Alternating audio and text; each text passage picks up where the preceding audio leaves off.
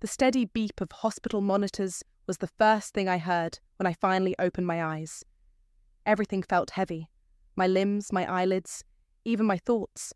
Through the haze, I could make out Owen's silhouette, his face illuminated by the blue glow of his phone. "You're awake," he said, not looking up immediately. "The doctors weren't sure when you'd come around." My name is Layla, and that moment in the hospital room was when my life began unraveling, though I didn't know it yet. How long?" My throat felt like sandpaper. 4 days, Owen replied, finally pocketing his phone. "Your autoimmune condition went haywire. They almost lost you twice." I tried to process this information while a nurse rushed in, checking my vitals and asking questions I barely had the energy to answer. Through it all, Owen stood there, shifting his weight from one foot to the other, checking his watch every few minutes. "The bills," I managed to croak out after the nurse left. "Insurance." "Don't worry about that now," Owen cut me off, his tone oddly sharp. "Just focus on getting better."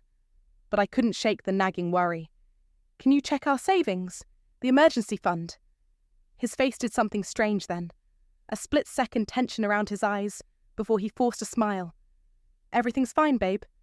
You need to rest." The next few days passed in a blur of doctors, tests, and medication adjustments. Owen's visits grew shorter, more distracted.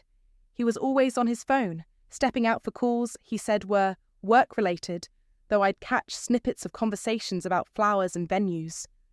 "Mom needs me for something," became his constant refrain. "I'll be back later." One afternoon, while he was gone, I asked the nurse for my phone.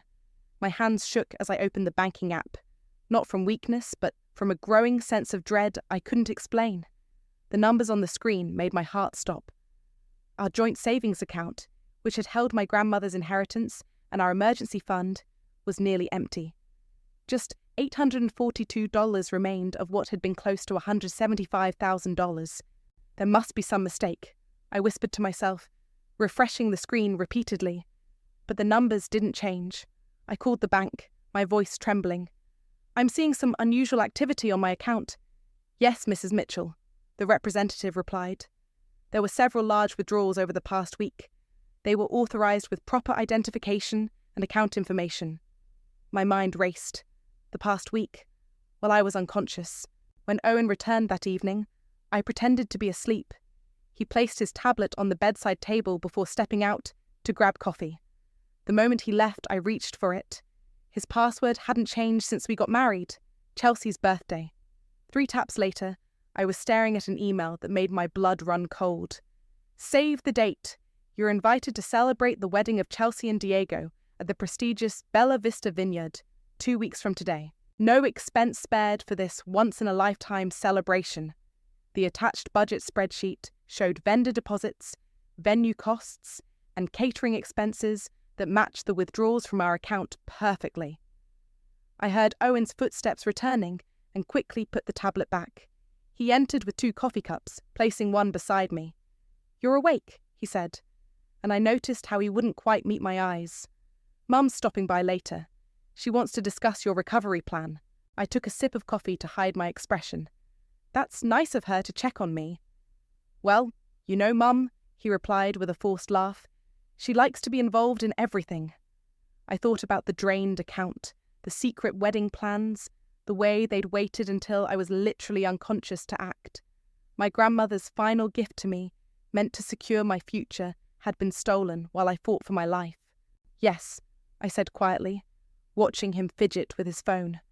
"I'm starting to understand exactly how involved your mother likes to be." The coffee turned bitter in my mouth as I realized the truth. The man I'd married, the family I'd trusted, had been waiting for the perfect moment to betray me, and they'd found it when I was at my weakest. Owen's phone buzzed with a text. "It's Chelsea," he said, standing quickly. "Wedding stuff. Work stuff. I should take this outside." I watched him hurry from the room, already speaking in hushed tones. In that moment, something inside me hardened. They thought I was too weak to fight back, too sick to notice, too trusting to question. They were wrong. 3 days after discovering the theft, I was discharged from the hospital. Owen insisted on wheeling me out himself, playing the devoted husband perfectly. I've got everything under control at home, he said, helping me into the car. Mum's been amazing, handling all the details while you were sick. Details? I kept my voice neutral. What kind of details? He hesitated for a fraction of a second. You know, just household stuff. Back home, I waited until Owen left for work before accessing our desktop computer. The browser history told its own story. Searches for luxury wedding venues, celebrity wedding planners, and designer bridal gowns, all time-stamped during my hospital stay. My phone rang. Andrea's name flashed on the screen. "Layla, darling." Her voice dripped honey. "How are you feeling?" "Better," I said, though I'm a bit confused about some financial matters. The line went quiet for a moment. "Oh? Our savings account is nearly empty, Andrea. Would you know anything about that?" "Sweetheart," she said, her tone shifting to something harder. "I'm disappointed you're focusing on money when you should be recovering. Owen told me you might be emotional after your illness." "Emotional about having my inheritance stolen?" "Stolen," she laughed sharply. "That money is supporting family. Chelsea's wedding will establish our social standing for years to come. I thought you understood the importance of appearances. The importance of—" I stopped myself, taking a deep breath. "That was my grandmother's money. And now you're part of our family. Family shares, Layla. I'm embarrassed you're even bringing this up." Before I could respond, my phone beeped with another call. "Chelsea." "Hold on. Your daughter's calling," I said. "Perfect timing," Andrea replied. "She has something to discuss with you." I switched calls. "Hello?" "Layla." Chelsea's voice was syrupy sweet. "I heard you're having some concerns about the wedding funding. I just wanted to say how sorry I am you've been so ill. We really hope you'll be well enough to attend, though I'll understand if you're not up to it. These things can be so taxing when you're fragile." My hand tightened around the phone. "When exactly were you planning to tell me about this wedding?" "Oh, we didn't want to stress you while you were sick. Mum said it was best to handle everything quietly. You know how she is, always thinking of others." I almost laughed at the audacity. "And my inheritance? Was stealing that also thinking of others?" "Stealing?" Chelsea's voice rose an octave. "Don't be dramatic. Owen agreed this was the right thing to do. It's not like you were using the money anyway." "Because I was unconscious." "Look," she said, dropping the sweet act. "The vendors are booked, deposits are paid, and invitations are sent. What's done is done. Don't make this ugly, Layla. It's not a good look for you."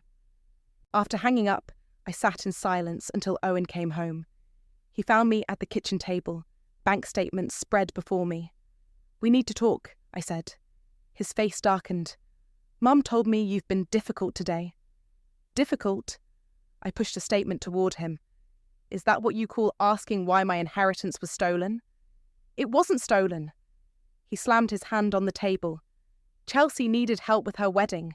Mum said—" "Your mother said what? That it was okay to drain our accounts while I was fighting for my life." "You're being paranoid," he said, running his hands through his hair. "The illness has made you irrational. Mum warned me this might happen." I stood up slowly, my legs still shaky. "Irrational? Show me the wedding budget." "That's none of your business." "None of my—" I stopped, staring at him in disbelief. "It's my money." "Our money," he corrected. "And family comes first." "I thought I was family." He wouldn't meet my eyes. "You wouldn't understand. This wedding is important for our social standing. Mum says—" "Stop telling me what your mother says." My voice cracked. "Tell me what you think, Owen. Tell me why you thought this was okay." He turned away, pulling out his phone. "I need to call Mum. You're getting too worked up." As he walked away, my phone buzzed with a fraud alert. Someone had used my credit card for a $12,000 charge at a wedding dress boutique. I opened my laptop and typed, "Financial fraud lawyer near me." They thought they had me cornered, the sick wife, the devoted daughter-in-law, too weak to fight back. But they'd forgotten something crucial. I had nothing left to lose, and I was done playing nice. "They did what?" Harvey's voice echoed through his law office as I showed him the bank statements. My old college friend hadn't changed much. Still direct, still fiercely protective. "Used my illness as cover to empty our accounts," I said. for a wedding I wasn't even told about. He studied the documents, his expression darkening. And this credit card charge? That's new. They're using my cards now too. Jesus, Layla. He leaned back in his chair. This isn't just unethical, it's criminal. Have you contacted the police? I wasn't sure if a knock interrupted us. A woman in a crisp suit entered, badge visible on her belt. I'm Detective Washington. Mr. Blake called me about your situation. I shot Harvey a questioning look. Felicity's one of our best fraud investigators, he explained. I asked her to join us. The detective sat down, pulling out a notebook. Walk me through the timeline. For the next hour, I detailed everything. The hospital stay, the drained accounts, Andrea's manipulation, the gaslighting. Detective Washington took meticulous notes. We've got clear evidence of identity theft, she said finally, and unauthorized use of inheritance funds. Have you gathered any other documentation? Harvey pulled out a folder. I had Layla collect everything. Tax records, bank statements, credit card bills, even screenshots of text messages. Good. Washington nodded. We'll need vendor contracts too. Every wedding purchase made with your money creates another paper trail. My phone buzzed. A text from my sister Sophia. We hadn't spoken in years, not since our falling out over our grandmother's inheritance, the one Owen and Andrea had just stolen. I heard what happened, the message read. We need to talk. Everything okay? Harvey asked, noticing my expression. My sister, I said. She wants to meet. The one who... Yeah, that one. Detective Washington looked up from her notes. Family history relevant to the case? Maybe. I hesitated. Our grandmother left everything to me because Sophia had gambling problems. She never forgave me for accepting it. And now that money's gone, Harvey said quietly. My phone buzzed again. Sophia. Coffee? There's something you need to know. An hour later, I sat across from my sister at a quiet cafe. She looked older, tired, but her eyes were clear. I saw Andrea at the country club, she said without preamble, bragging about Chelsea's wedding. When I heard the budget, I knew. Knew what? That history was repeating itself. She leaned forward. Did you know Andrea did this before? To Owen's first girlfriend? I nearly dropped my coffee. What? 10 years ago, the girl had a trust fund. Andrea convinced Owen to borrow from it for a family investment. The girl's family pressed charges, but Andrea bought their silence. My hands shook. Owen never told me. Of course not. Sophia's laugh was bitter. You were the perfect mark, sis. Just like I was for my gambling friends. Someone who cares too much, trusts too easily. Why are you telling me this now? Because I watched you lose yourself trying to please them. She reached across the table, squeezing my hand. Don't let them bury you like they buried her. Back at Harvey's office, Detective Washington was making calls. The wedding venue confirmed it, she said, hanging up. Andrea used your ID to book everything. Said you were too ill to come in person, but had authorized her to act on your behalf. We've got them, Harvey added. The fraud charges alone could mean serious prison time. I want to wait, I said suddenly. They both looked at me. Wait for what? Harvey asked. The wedding.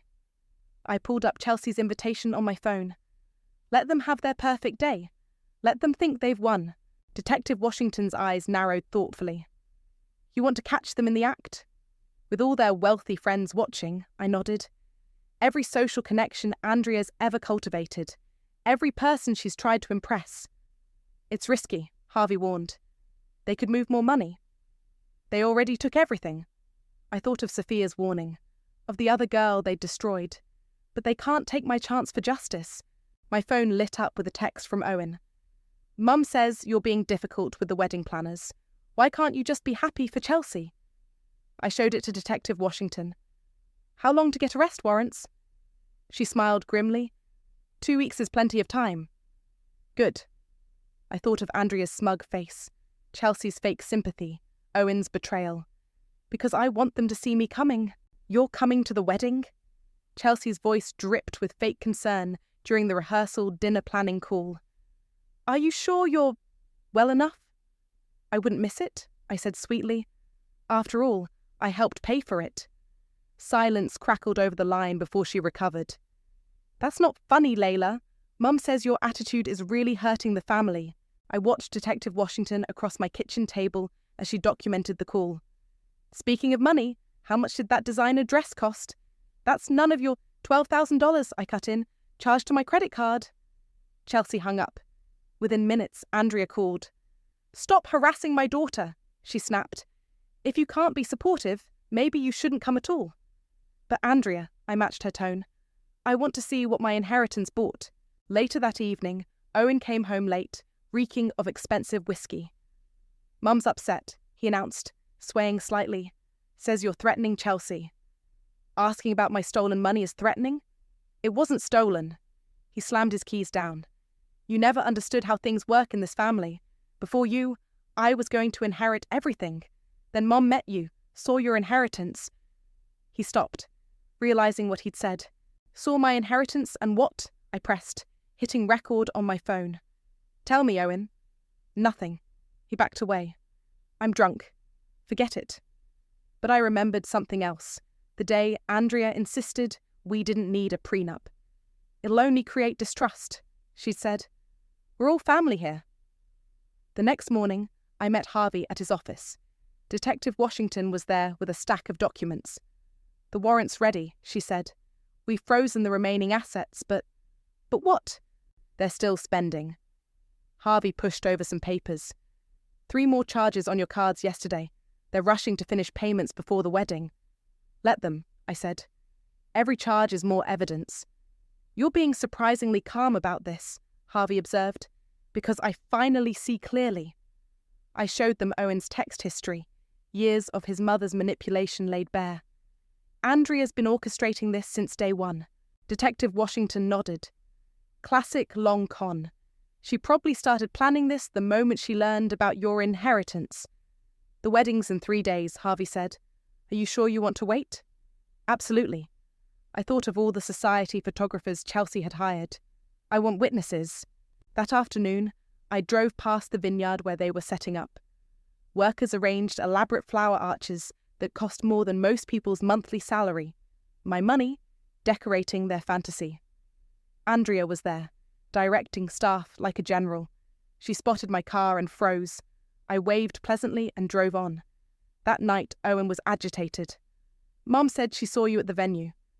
"Just admiring the flowers." "Stay away," he warned. "You're not welcome there." "Really?"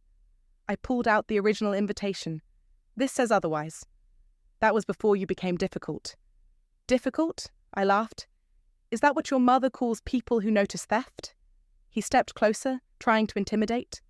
"Don't ruin this for Chelsea." "Like you ruined our marriage for your mother." Owen flinched. For a moment I saw uncertainty in his eyes, but then his phone buzzed. Andrea, of course. And his face hardened again. "I'm staying at Mum's tonight," he announced.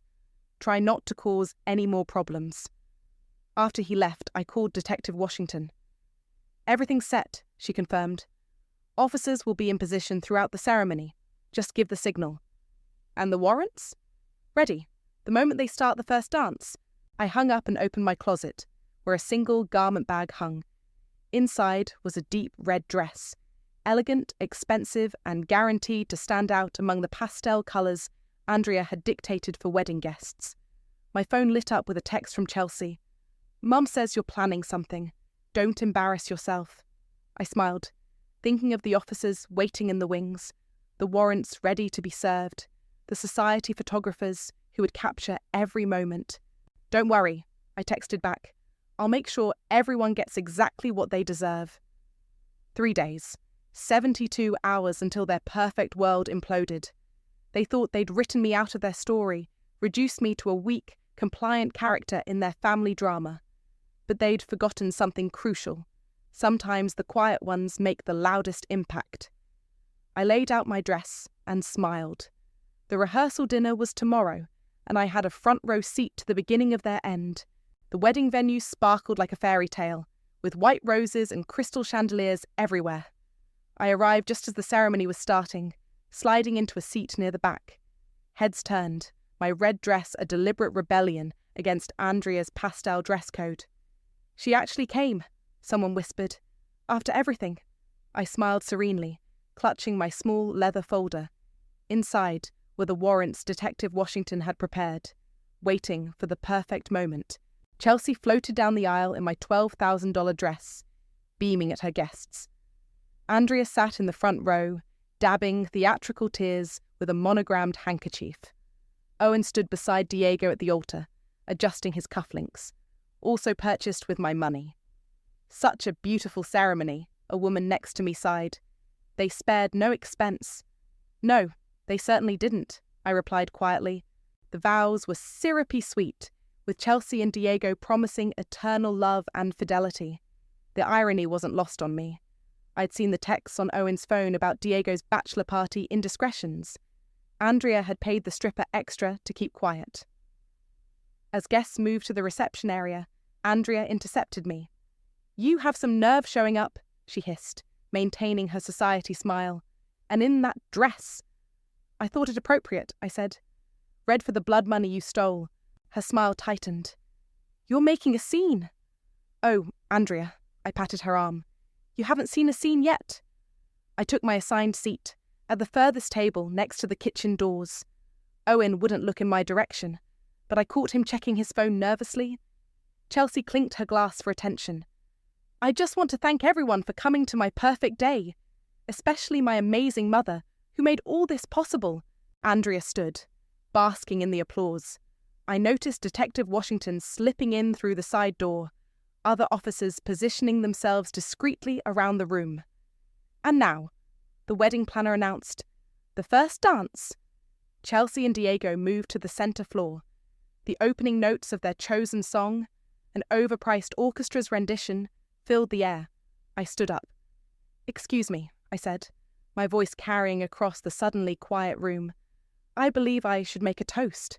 Andrea's face went pale. Owen started to rise, but stopped when he saw Detective Washington approaching. "To the happy couple," I continued, "and to the $175,000 of my inheritance that paid for this lovely celebration." Gasps rippled through the crowd. Chelsea stopped dancing, her face frozen in horror. "What is she talking about?" Diego demanded. "Officers," I called out. "I believe now would be the appropriate time." Detective Washington stepped forward, flanked by her team. "Andrea and Owen Mitchell, we have warrants for your arrest on charges of grand theft, identity fraud, and criminal conspiracy." The room erupted in chaos. Chelsea screamed as an officer approached Owen with handcuffs. Andrea tried to run, but was stopped by two more officers near the exit. "This is ridiculous," Andrea shouted. "We're family." "Family?" I walked over to her slowly. "Family doesn't steal from someone fighting for their life in a hospital bed." "You ungrateful little—" She lunged at me, but was held back by officers. Chelsea ran to Diego, mascara streaming down her face. "Baby, I didn't know.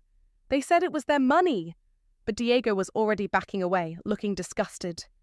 "You told me your family was wealthy. Not that you stole from your sick sister-in-law." Phones were out everywhere, recording. The society photographers Andrea had hired were capturing every moment, just as I'd planned. "Mrs. Mitchell," Detective Washington said to Andrea, "you have the right to remain silent." I watched as they led Owen and Andrea away in handcuffs, past their shocked guests, past the elaborate flowers and crystal glasses, past the life they'd tried to build with my stolen dreams. Chelsea collapsed into a chair, her designer dress, my designer dress, crumpling around her. "My wedding," she sobbed. "You've ruined my perfect wedding." "No," I corrected her gently. "They ruined it when they decided to steal for it." The wedding planner approached nervously. "Should we serve the cake?" I looked at the elaborate 5-tier masterpiece, remembered the $3,000 charge on my credit card. "Actually, I believe that cake belongs to me, along with everything else here." As I walked out of the venue, I heard Andrea's society friends already spreading the gossip, phones buzzing with messages and social media updates. Their perfect reputation was crumbling faster than the overpriced wedding cake. Outside, Harvey waited by his car. "Need a ride?" I took one last look at the chaos behind me. "No," I said, smiling. "I think I'll walk. It's a beautiful day for justice." "You can't do this!" Chelsea's shriek echoed through the vineyard as police continued gathering evidence. This was supposed to be my perfect day. Detective Washington calmly bagged another piece of evidence, the wedding contract with my forged signature. Your perfect day was funded by fraud, Miss Mitchell. I stood near the gift table, watching the chaos unfold. Guests were leaving in droves, whispering among themselves. Diego had already disappeared, his groomsmen awkwardly following suit. "Layla," Andrea called out, as officers led her toward the police car. "You have to stop this. Think about what people will say." "People are already talking," I replied, nodding toward the society photographers still snapping pictures. "Isn't that what you wanted? All this attention?" Owen remained silent, head down as he was escorted past me. He wouldn't meet my eyes. "Ma'am?" An officer approached me. "We found these in Mrs. Mitchell's purse." He handed me a stack of credit cards, all in my name. She had quite the collection. Chelsea suddenly lunged toward me, her perfect makeup streaked with tears. "You vindictive bitch! You couldn't just let me have this one thing?" "One thing?" I stepped back as officers moved to restrain her. "You took everything I had." "We deserved it more," she spat. "You were just going to waste it on your stupid art classes and medical bills." The room went deadly quiet. Even the remaining guests stopped to stare. "Did you just—" I looked at her incredulously. "Did you just say my medical bills were a waste?" Chelsea's eyes widened as she realized what she'd admitted. Behind her, Detective Washington was writing furiously in her notebook. "That's not— I didn't mean—" "No, please continue," Detective Washington interrupted. "Tell us more about how you viewed Mrs. Mitchell's medical expenses." Chelsea's face crumpled.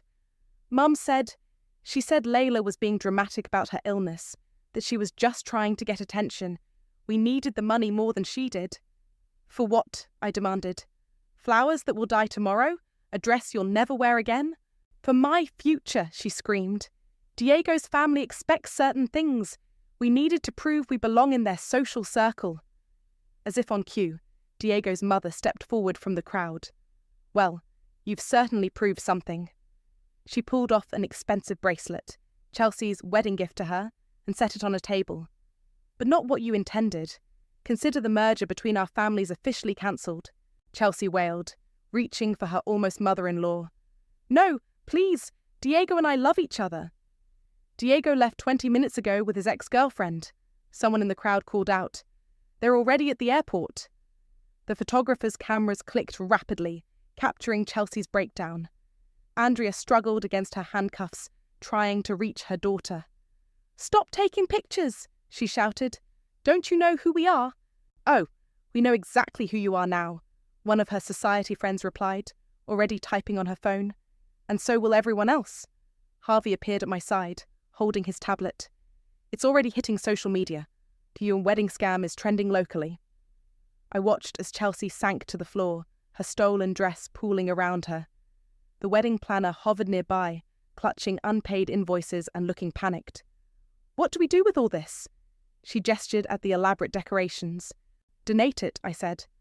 "The flowers, the food, give it all to local shelters. At least some good should come from this." "You can't," Chelsea shrieked. "Those are my flowers." "Actually," Detective Washington interjected, "since they were purchased with stolen funds, they're evidence. But," she glanced at me, "if the victim agrees to donate them—" I nodded. "I do." As charity workers began arriving to collect the donations, Andrea made one last attempt from the police car window. "Layla, please. We can work something out. Think about Owen. Do you want him to go to jail?" I walked over to her. "You know what I was thinking about while I was dying in that hospital? How grateful I was to have family supporting me. Except you weren't supporting me, were you? You were robbing me." "We're still family," she whispered desperately. "No," I replied. "We're not. We never were." I turned away as they closed the car door, her protests muffled behind the glass. Chelsea was being led to another police car, still crying about her ruined wedding. The remaining guests had their phones out, documenting everything. Harvey touched my arm. "Ready to go?" I looked around at the destroyed reception, the evidence markers next to stolen luxury items, the wilting flowers that cost more than most people's rent. "Almost," I said. picking up my grandmother's photo from my purse. I just need one moment. I placed her picture on the head table, facing the chaos she'd tried to protect me from with her inheritance. "I'm sorry they stole your gift," I whispered, "but I promise you, they'll pay it all back." Local family arrested at luxury wedding, theft, fraud, and social media meltdown. I read the headline aloud in Harvey's office 3 days later. The story had exploded across local news and social platforms. "The evidence is overwhelming," Detective Washington said, spreading files across the desk. "Bank records, forged documents, credit card fraud, and thanks to Chelsea's outburst about your medical bills, we can prove premeditation." Harvey nodded. "They waited until you were literally fighting for your life to steal your inheritance. That's going to look great in court." My phone buzzed. Another message from Andrea's country club friends. They'd been reaching out non-stop, sharing stories of her past manipulations. "She did something similar to the scholarship fund last year," one wrote. "We could never prove it, but now—" "The DA wants to meet," Detective Washington announced, hanging up her phone. "This case is priority now, especially with all the media attention." A knock at the door interrupted us. Harvey's assistant entered with a tablet. "You need to see this." It was a video of Diego, clearly drunk at an airport bar. "Yeah, I knew something was wrong," he slurred to the camera. "Chelsea kept changing the wedding budget, saying her brother's wife was helping out. But man, I didn't know they straight up robbed her while she was in a coma." "Your story's gone viral," Harvey said. "People are furious." Another message popped up, from Chelsea's wedding planner. "Mrs. Mitchell tried to write me a check from your account this morning. Still trying to spend your money from jail." I shook my head in disbelief. They really don't stop, do they? Speaking of not stopping, Detective Washington pulled out another document. Andrea's been calling everyone from jail, trying to salvage her reputation. We recorded this conversation with her social club president. She played the recording. "It's all a misunderstanding," Andrea's voice insisted. "Layla's just jealous of Chelsea. She offered to help with the wedding. We'll prove it in court." "Save it, Andrea," the president cut in. "The board voted this morning. Your membership is revoked, and we're launching an audit of all the charity funds you've handled." The recording ended. Harvey smiled grimly. "Their whole house of cards is collapsing?" My phone rang. Owen's father, who'd divorced Andrea years ago. "I saw the news," he said when I answered. "I should have warned you. She did similar things during our marriage. It's why I left." "Why didn't you say something?" "She threatened to ruin me, and I was a coward," he paused. "But I'm willing to testify now." After the call, Detective Washington showed me more evidence photos. "We found your grandmother's jewellery in Andrea's safe. She was planning to give it to Chelsea as family heirlooms." "The preliminary hearing is next week," Harvey added. "Given the evidence and media attention, they might seek a plea deal."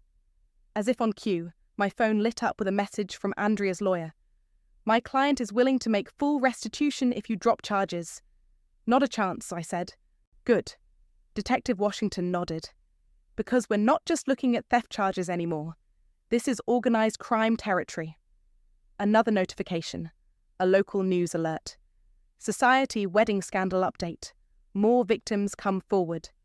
I opened the article to find photos of Andrea and Owen being led into court for their arraignment. Chelsea was mentioned too, having been charged as an accomplice after her wedding meltdown confession. "The DA's offering Chelsea a deal," Detective Washington mentioned, "if she testifies against her mother and brother." Will she take it? Her lawyer's strongly advising it, especially since Diego's family is filing their own lawsuit for wedding fraud. Harvey's assistant appeared again. "Sorry to interrupt, but Mrs. Mitchell is trying to reach you from jail, Layla. She's crying about destroying the family." I thought about the family they'd tried to destroy. Mine. About lying in that hospital bed while they drained my accounts. About the gaslighting, the manipulation, the lies. "Tell her she's right," I said. "The family is destroyed, but she's the one who destroyed it." Detective Washington gathered her files. "The evidence goes to the grand jury tomorrow. With the media coverage and public outrage, they'll likely indict on all charges." "And restitution?" Harvey asked. "Between seized assets, civil suits, and mandatory repayment, you should recover most of your inheritance," she told me, plus damages. I picked up my grandmother's photo from Harvey's desk. It was never about the money. No, Harvey agreed. It was about justice. My phone buzzed one final time. A text from Sophia. Saw the news. Grandma would be proud of you for standing up to them. I smiled, thinking of Andrea's face when the handcuffs clicked shut, of Owen's silence as his lies caught up with him, of Chelsea's perfect wedding dissolving into perfect justice. Yes, I said quietly. I think she would. The gavel's sharp crack echoed through the courtroom. In light of the overwhelming evidence and the defendant's own admissions, the judge declared, this court sentences Andrea Mitchell to 8 years in state prison. I sat between Harvey and Detective Washington, watching Andrea's perfectly maintained facade finally crumble. Owen Mitchell, the judge continued, 6 years. My soon-to-be ex-husband stared at the floor, his mother's influence stripped away at last. And Chelsea Mitchell, in consideration of your cooperation with the prosecution, 3 years with possibility of parole. As officers led them away, Andrea turned to me one last time.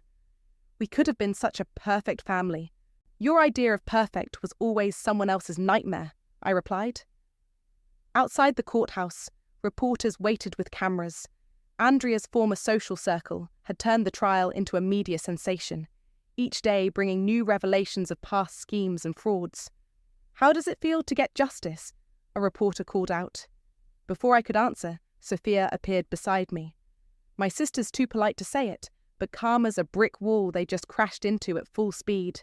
Harvey guided us through the crowd to where Detective Washington waited. The seizure order came through, she said.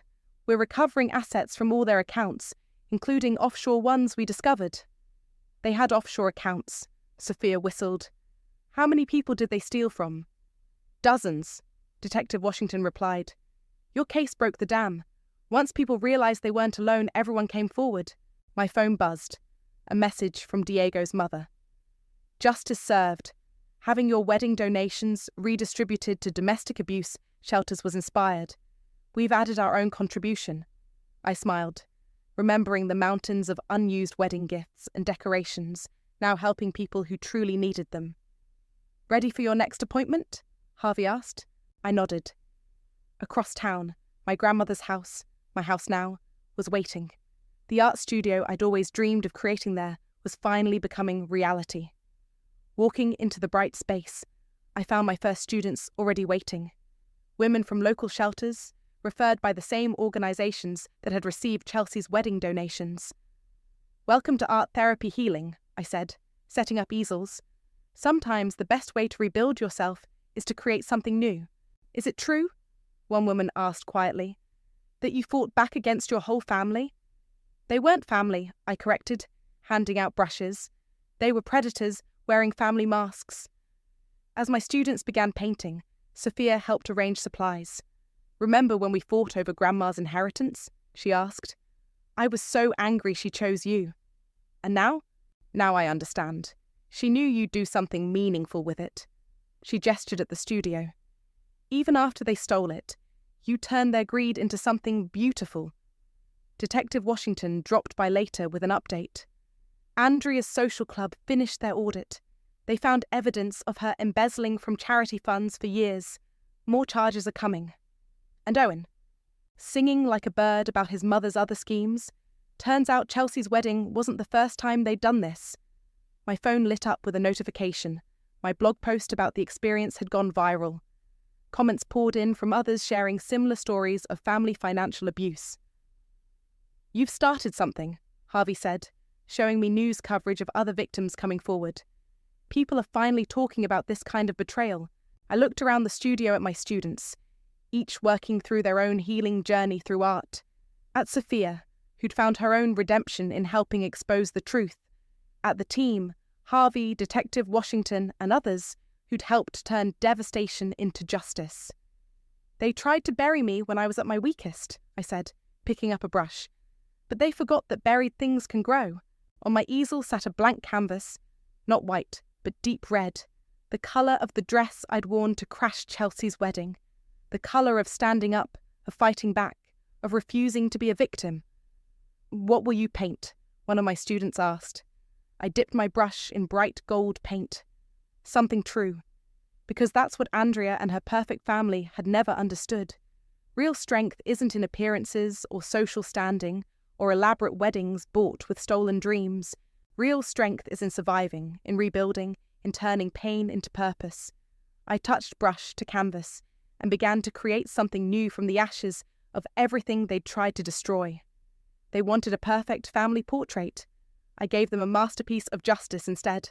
And somewhere I knew my grandmother was smiling.